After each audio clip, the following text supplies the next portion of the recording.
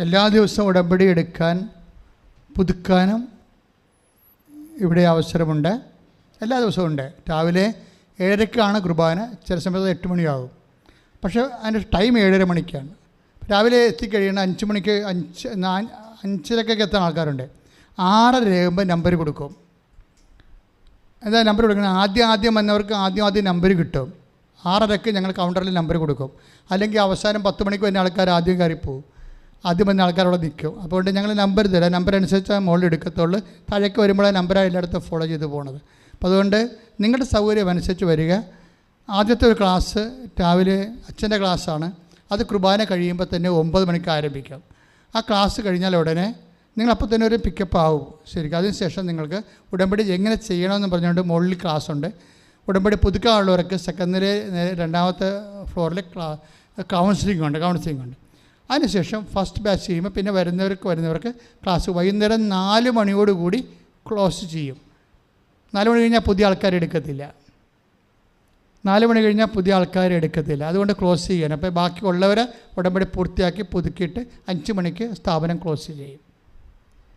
അതാണ് ഇവിടുത്തെ time table. അപ്പോൾ അതുകൊണ്ട് നിങ്ങൾ ഉടമ്പടി എടുക്കുന്നതിന് ഏറ്റവും കുറഞ്ഞത് 3 മണിക്കൂർ വേണം. അപ്പോൾ നിങ്ങൾ ചില ആൾക്കാരൊക്കെ വൈകുന്നേരം വന്നിട്ട് ഒരു ഉടമ്പടി ഇങ്ങോട്ട് കാണണമെന്നൊക്കെ പറയും. എന്ത് പറയാറ്? അവർ ഓർക്കേണ്ട 2 മിനിറ്റ് കൊണ്ട് സമയം ഉടമ്പടി എടുത്ത് പോകാമെന്നില്ല. അത് നടക്കത്തില്ല. അത് നിങ്ങൾ കൃത്യമായിട്ട് പഠിച്ച് ബോധ്യപ്പെട്ട് ഞങ്ങൾക്ക് ഉറപ്പ് വന്നാൽ മാത്രമേ. കാര്യം ഉടമ്പടി ദൈവം ഞങ്ങളെ ഏൽപ്പിച്ചതാണ്. എത്രയോ കാലം ഇങ്ങനൊരു ശുശ്രൂഷ ഏൽപ്പിച്ചെന്ന് പറയുമ്പോൾ നിനക്ക് 4 വയസ്സ് മുതലുള്ള കർത്താവുമായിട്ടുള്ള ബന്ധമാണ്. ഈ ദൈവം നിങ്ങളുമായിട്ട് അടുത്ത് കഴിഞ്ഞാൽ ദൈവം ആരാണെന്ന് നമ്മൾ അറിയും.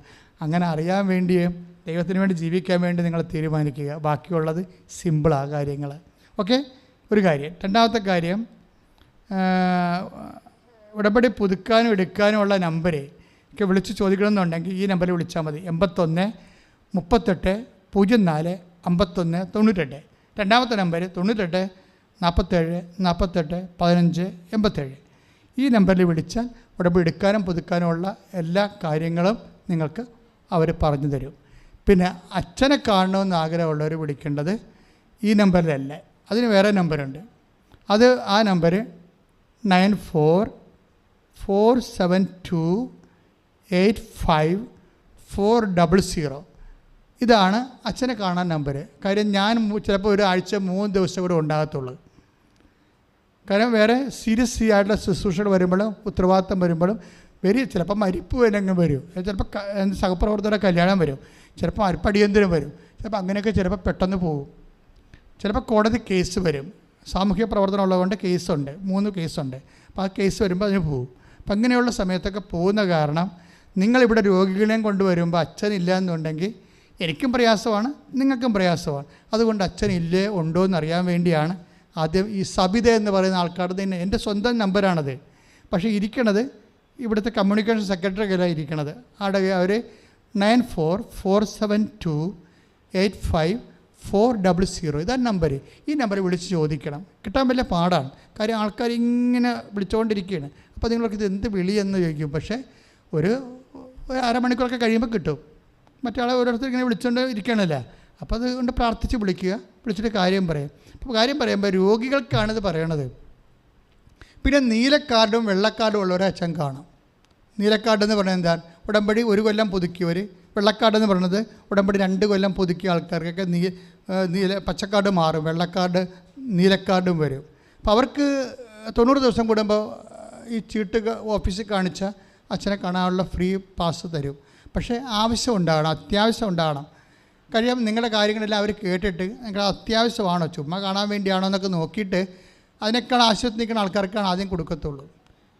പിന്നെ എമർജൻസി രോഗികൾ, സോറിയാസിസ്, അതുപോലെ തന്നെ അവർ കേൾക്കുമ്പോൾ അറിയാൻ പറ്റും നിങ്ങൾക്ക് സർവൈവ് ചെയ്യാൻ പറ്റാത്ത രോഗികൾ, നിങ്ങൾക്ക് ജോലിക്കും ചെയ്യാൻ പറ്റണില്ല, ഇരിക്കാനും പറ്റണില്ല, നടക്കാനും പറ്റില്ല, ഉറങ്ങാൻ പോലും പറ്റാത്ത, ഭക്ഷണം കഴിക്കാൻ പറ്റാത്ത രോഗികളൊക്കെ ഇല്ലേ?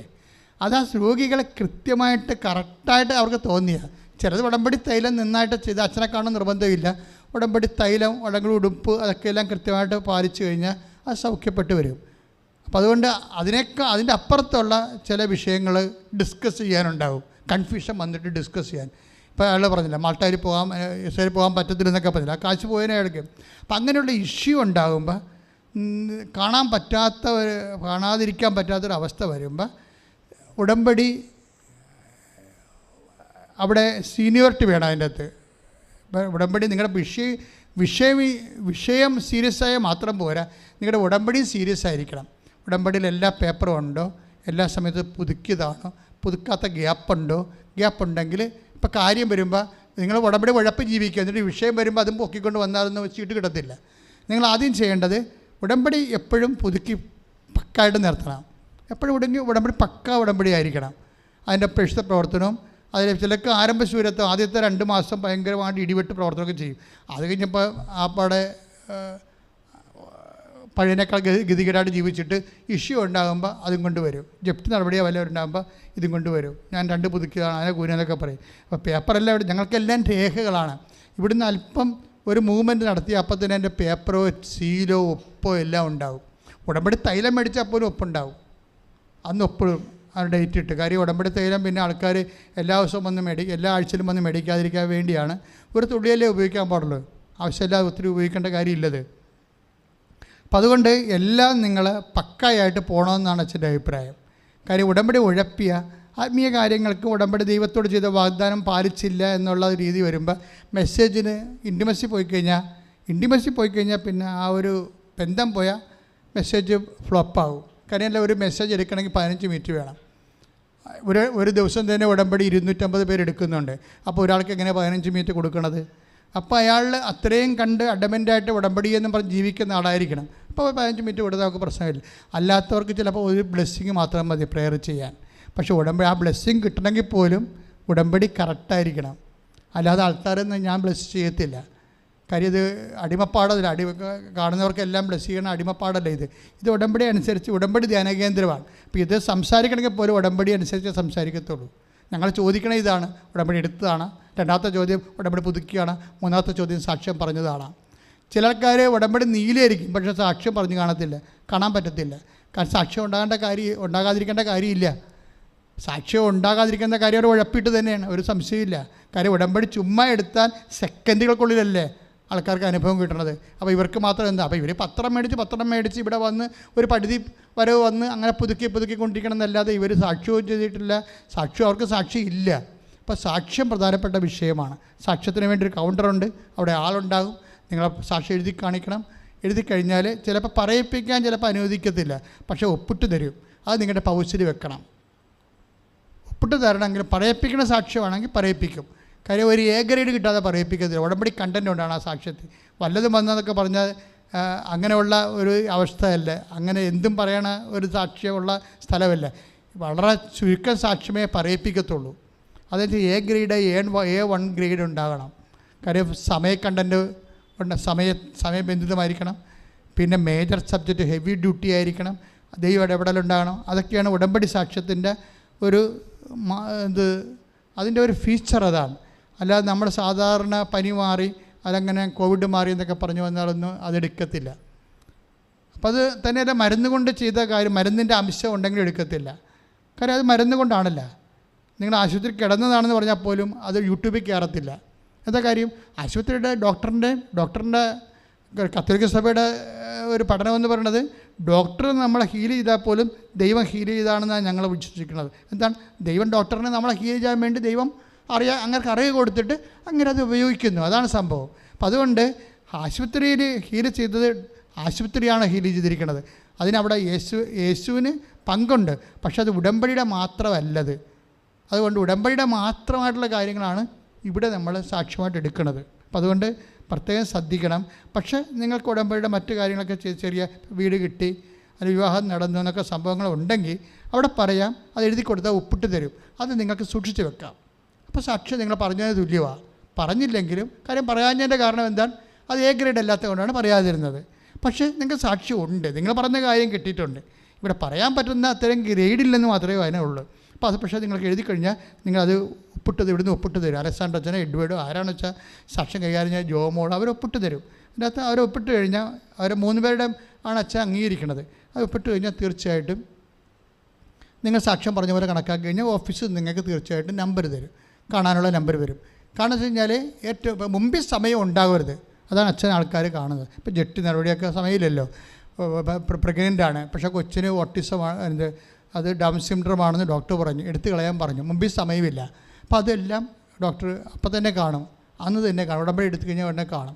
രാവിലെ 12:30ക്കാണ് കാണുന്നത്. ആദ്യത്തെ ഉടമ്പടി കഴിഞ്ഞ ആൾക്കാർ ഇറങ്ങുന്ന 12:30 മണിക്കാണ് പുറത്ത് ഫ്രീ ആകണത്. അപ്പോൾ അവിടെ വെച്ച് 12 തൊട്ട് അച്ഛൻ ആൾക്കാരെ കാണും, ചിലപ്പോൾ 2 മണി വരെ കാണും. പിന്നീട് രണ്ടാമത്തെ ഉടമ്പടി എടുത്ത ആൾക്കാർ ഫ്രീ ആയി പുറത്ത് വരുന്നത് 3 മണിക്കാണ്. അപ്പോൾ 3:30 തൊട്ട് ഞാൻ ആൾക്കാരെ കാണാം. അപ്പോൾ അതിനുള്ളിൽ നിങ്ങൾക്ക് കൗണ്ടറിൽ നിന്ന് നിങ്ങളുടെ ഉടമ്പടി പേപ്പർ, നിങ്ങൾ ഉടമ്പടി വളരെ സൂക്ഷിച്ച് വെക്കണേ. കാര്യം ഇത് നമുക്ക് ഇന്ന് കിട്ടിയിരിക്കുന്ന ഒരു നിധിയാണ്. ഈ ഉടമ്പടിയോട് ബന്ധപ്പെട്ടുള്ള എല്ലാ ദൈവമായിട്ട് എന്തുമാത്രം അടുത്ത് വരാൻ നമുക്ക് കിട്ടിയിരിക്കുന്ന ഒരു അവസരമാണ്. നിങ്ങൾ ഭംഗിയായിട്ട് ഉപയോഗിക്കാൻ വേണ്ടി അച്ഛൻ പറയുന്നു. പിന്നെ ഇവിടെ അമ്മയ്ക്കൊരു ഭവനം, എൻ്റെ സ്വന്തം പ്രാർത്ഥനാ മുറി എന്ന് പറഞ്ഞൊരു പ്രോജക്റ്റ് ഉണ്ട്. അത് അകലെ നിന്ന് വരുന്ന ആൾക്കാരെ ഉദ്ദേശിക്കുന്നതാണ്. അവരിവിടെ വന്ന്, ഇപ്പോൾ ഇന്നത്തെ നിങ്ങൾ തന്നെ ഇവിടെ വന്നിരിക്കുന്ന ആൾക്കാർ ഇവിടെയൊക്കെ വന്ന് താമസിക്കുകയാണ്, 2000-3000 രൂപ മുടക്കി താമസിക്കുകയാണ്. അതിന് പകരം നിങ്ങൾക്ക് സൗജന്യമായിട്ടൊരു മുറി തരാൻ പറ്റുന്നൊരു പ്രോജക്റ്റ് ഉണ്ടാക്കിയിട്ടുണ്ട്. വെച്ചാൽ ഒരു കൊല്ലം 4 ദിവസം, അങ്ങനെ 5 ദിവസം സൗജന്യമായിട്ടൊരു മുറി തരും. 5 വർഷം, ഒരു വർഷം 4 ദിവസം ഫ്രീ ആയിട്ട്, അങ്ങനെ 5 വർഷം ഫ്രീ ആയിട്ട് മുറി തരും. അതിനാണ് അമ്മയ്ക്കൊരു മുറി, എൻ്റെ സ്വന്തം പ്രാർത്ഥനാ മുറി. അതൊരു പദ്ധതിയാണ്. അപ്പോൾ നിങ്ങൾക്ക് ആ മുറി പണിയണേന് നിങ്ങളുടെ ഇന്ന് ചിലപ്പോൾ ഒരു ഓഹരി ചോദിക്കും. അപ്പോൾ അത് കൊടുത്താൽ ചിലപ്പോൾ മുറി പണിയണമെങ്കിൽ ചിലപ്പോൾ 4 ലക്ഷം രൂപയോ 3.5 ലക്ഷം രൂപയോ ഹൈ ക്ലാസ് മുറിയാണ് ചെയ്യേണ്ടത്. നമ്മൾ വലിയ ഒരു ഗാർഡനാണ് അതിന് വേണ്ടി എടുത്തിരിക്കുന്നത്. അപ്പോൾ അങ്ങനെ എടുക്കുമ്പോൾ അത് സെറ്റ് ചെയ്യാൻ വേണ്ടിയുള്ള സമയമെടുക്കും. ഈ വർഷം ഇപ്പോൾ 2 മാസം കഴിയുമ്പോൾ പണി തുടങ്ങും. അപ്പോൾ അതുകൊണ്ട് അങ്ങനെ ഒരു മുറി വേണ്ടവർ തീർച്ചയായിട്ടും അതിന് പ്രത്യേക നമ്പറുണ്ട്. നിങ്ങൾക്ക് സ്വന്തമായിട്ട് മുറി ഫ്രീ ആയിട്ട് വേണ്ടവർ ഈ നമ്പറിൽ വിളിച്ചാൽ മതി. അതായത് 9447696815. ഇതാണ് ആ നമ്പർ, 9447696815. ഈ നമ്പർ വിളിച്ചാൽ ഫ്രീ ആയിട്ട് നിങ്ങൾക്കൊരു മുറി കിട്ടാനും ഇവിടെ രാത്രി താമസിച്ചിട്ട് സമാധാനമായിട്ട് വരാനും അവിടെ പ്രാർത്ഥനയും മറ്റു കാര്യങ്ങളൊക്കെ അതുപോലെ തന്നെ കൃപാസനം തന്നെയാണല്ലോ അത്. തീർത്ഥാടകർക്ക് വേണ്ടിയുള്ള പിൽഗ്രിം കൃപാസനമാണത്. ആ മുറി മാതാവ് പ്രത്യക്ഷപ്പെട്ടതിൻ്റെ പേരിലാണത് നമ്മളത് അവിടെ ചെയ്യണത്. കൃപാസനം യൂട്യൂബ് അപ്ഡേറ്റ് ചെയ്യണമേ. ഇന്ന് തന്നെ യൂട്യൂബിൻ്റെ ഇതെല്ലാം കണ്ടിട്ട് നിങ്ങൾ ഷെയർ ചെയ്യണം. യൂട്യൂബ് സബ്സ്ക്രൈബ് ചെയ്യാത്തവർ എത്രയും വേഗം സബ്സ്ക്രൈബ് ചെയ്യണം. കാര്യം ഞങ്ങൾ ഇത് പണം ഉണ്ടാക്കാൻ വേണ്ടി കമ്പനിയിൽ നിന്ന് ഒറ്റ പൈസയും മേടിക്കണില്ല. ഇത് കർത്താവിന് വേണ്ടി പ്രേക്ഷിത പ്രവർത്തനം ചെയ്യാൻ വേണ്ടിയാണ് യൂട്യൂബ് ചാനൽ വെച്ചിരിക്കുന്നത്. അതുകൊണ്ട് നിങ്ങൾ സബ്സ്ക്രൈബ് ചെയ്യണം, മറ്റുള്ളവർക്കത് ഷെയർ ചെയ്യുകയും ചെയ്യണം. ഫേസ്ബുക്കും അതുപോലെ തന്നെ FRVP ജോസഫ് കൃപാസന ഫേസ്ബുക്ക്, അത് നിങ്ങൾ സബ്സ്ക്രൈബ് ചെയ്യുക.